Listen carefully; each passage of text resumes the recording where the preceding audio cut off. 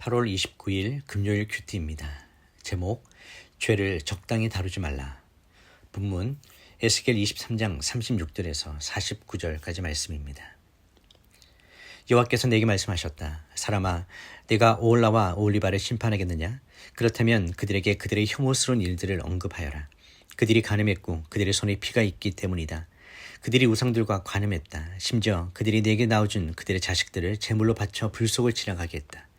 그들은 또 내게 이런 일도 했다. 같은 날 그들이 내 성소를 더럽히고 내 안식일을 모독했다.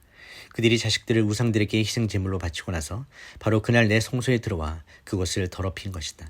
그들이 이런 짓을 내 집 가운데서 했다. 또한 두 자매는 사자를 보내 먼 곳으로부터 오는 사람들을 불렀다. 그들이 왔다. 너는 그들을 위해 목욕하고 내 눈에 화장을 하고 장신구로 치장했다. 그리고 너는 우아하고 긴 의자에 앉아서 그 앞에 상을 차리고 그 위에 내 분향과 기름을 놓아두었다. 떠들썩한 군종의 소리가 그곳에서 들렸고 술 취한 몇몇 사람들을 광야로부터 데려와서 그들이 두 자매의 팔에 팔찌를 끼우고 두 자매의 머리에 아름다운 왕관을 씌웠다. 그때 간음으로 찌든 두 여자에 대해 내가 생각했다. 이제 그들이 저 여자와 음란한 짓을 할까? 그리고 저 여자와도? 그들이 그 여자에게로 들어갔다. 사람들이 창녀에게 들어가듯이 그들이 음란한 여자들인 올라와 올리바에게 그렇게 들어갔다. 그러나 가늠한 여자들을 심판하며 피를 흘린 여자들을 심판하듯이 의인들이 저들을 심판할 것이다. 저들이 음란한 여자들이고 저들의 손에 피가 묻어 있기 때문이다. 나 주 여호와가 이렇게 말한다. 저 두 자매를 대적해 한 무리를 일으켜 세워라. 저들을 공포와 약탈에 넘겨주어라. 그 무리가 저들에게 돌을 던지고 자기의 칼로 저들을 베일 것이다. 그들이 두 자매의 아들들과 딸들을 죽이고 저들의 집을 불태울 것이다. 이렇듯 내가 그 땅으로부터 음란함을 멈추게 해서 모든 여자들이 교훈을 얻고 그들이 너희의 음란함과 같은 일을 하지 않을 것이다. 그들이 너희의 음란함을 너희에게 갚아줄 것이다. 너희는 너희의 우상들에 대한 죄를 감당하게 될 것이다. 그러면 내가 주 여호와임을 너희가 알게 될 것이다.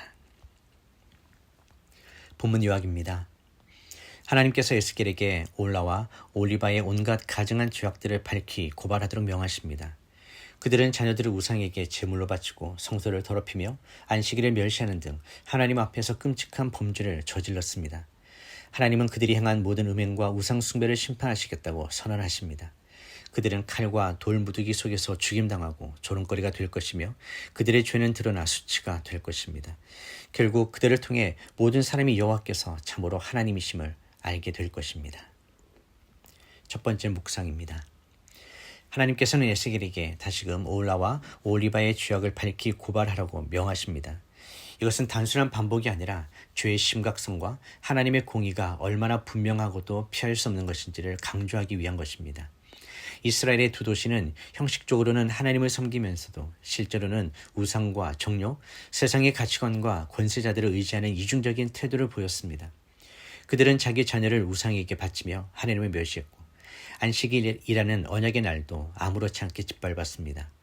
겉으로는 예배의 형식을 지키면서도 속으로는 우상 숭배와 자기 중심적인 삶을 살았던 것입니다. 이 말씀을 통해 우리는 형식적인 신앙의 위험성을 심각하게 받아들여야 합니다. 죄를 죄로 여기지 않고 방치하면 그것은 결국 습관이 되고 습관은 삶의 방향을 결정하게 됩니다. 오늘날 우리의 예배와 일상 속에서도 하나님의 주권을 부인하는 우상과 타협은 없는지 점검해 보아야 합니다. 죄를 적당히 다루는 것은 곧 하나님을 적당히 대하는 것이며 그 결과는 결코 가볍지 않습니다.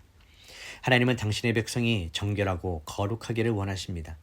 그것이 바로 하나님의 백성의 존재 이유이며 복음으로 부름받은 우리 역시 그 부르심 앞에 철저하게 응답해야 합니다. 적용 질문입니다. 나는 혹시 신앙의 외형만 유지한 채 마음으로는 세상과 타협하며 살아가고 있지는 않습니까? 지금 내 삶에서 하나님의 주권보다 더 크게 여기는 우상은 무엇입니까? 두 번째 묵상입니다. 하나님께서는 죄를 숨기지 않으시고 드러내십니다. 이는 단순한 정죄가 아니라 회복과 구원을 위한 공의로운 개입입니다. 올라와 올리바의 수치와 음란함이 모든 민족 앞에 드러나게 되는 것은 하나님께서 죄를 어떻게 다루시는지를 명확히 보여주는 하나님의 선언입니다. 하나님의 진노는 무자비한 분노가 아니라 거룩하신 사랑입니다. 죄를 미워하시되 죄인을 구원하시려는 하나님의 본심은 복음 안에서 십자가로 완전히 드러났습니다. 우리도 때때로 죄에 덫에 걸리고 반복되는 유혹 앞에 무기력해질 수 있습니다.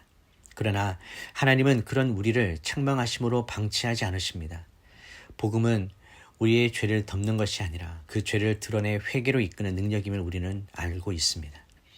예수 그리스도의 피는 우리의 모든 수치를 대신 지시고 진노를 친히 감당하신 하나님의 절대적인 은혜입니다. 그러므로 우리는 오늘 이 말씀 앞에서 부끄럼 없이 오히려 담대히 주님 앞에 나아가 진정한 회개와 새 생명의 삶을 다시 시작해야 합니다. 성령께서 죄에 대해 민감한 영적 감각을 회복시켜 주시기를 간절히 구해야 합니다. 하나님 나라는 그리스도의 피로 정결해진 자들을 통해 오늘도 확장되어 갈 것입니다. 적용 질문입니다. 나는 내 죄를 하나님 앞에 투명하게 드러내고 있습니까? 복음의 빛으로 드러내야 할 내 안의 죄와 수치는 무엇이며 그것을 통해 하나님께서 이루어가길 원하시는 회복은 무엇입니까?